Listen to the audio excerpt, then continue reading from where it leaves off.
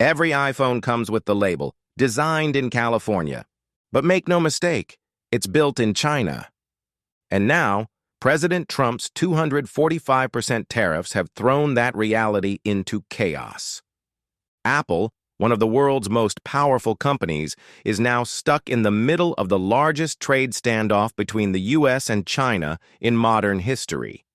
And it may be forced to choose between the two. Let's break down what just happened and what it means for the future of Apple, China, and the global tech supply chain. Trump's latest tariff wave targets nearly all Chinese imports.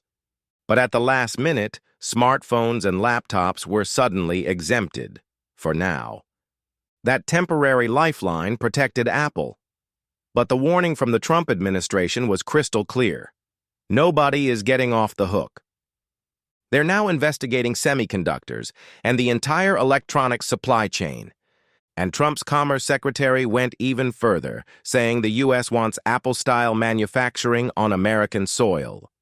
In his words, the army of millions and millions of human beings screwing in little screws to make iPhones, that's going to come to America.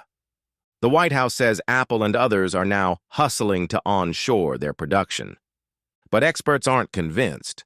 Apple has built its empire on a global supply chain that runs through China. Roughly 9 out of every 10 iPhones are assembled there. Parts like the glossy screens, lithium batteries, and internal chips are sourced, shaped, and packed in Chinese factories, mostly by Foxconn. Apple entered China in the 1990s. By 2001, it was assembling products through Foxconn. In 2008, it opened its first Apple store in Beijing. By 2024, 150 of Apple's top 187 suppliers had factories in China. Apple's CEO Tim Cook even said, "There's no supply chain in the world more critical to us than China." But that strength is now a liability. If you're still watching, hit that like button and subscribe. This trade war affects way more than headlines. It touches your phone, your wallet, and your future. Drop a comment if you think Apple can really pull out of China, or if that ship has sailed. Trump's tariffs are making Chinese manufacturing more expensive and politically sensitive. China, in turn, isn't backing down. It has responded with 125% tariffs on American imports. It's also restricted exports of rare earth minerals and high-grade magnets, which are essential for smartphone and EV manufacturing. To make matters worse, China-based TikTokers are going viral for exposing Western luxury brands, showing consumers how so-called made-in-Italy products are actually produced in Chinese factories and sold online for a fraction of the price. It's not just a trade war, it's a consumer war, and Apple is stuck right in the middle. So, can Apple move production out of China? Not really. The U.S. wants manufacturing back, but experts call that pure fantasy. Why?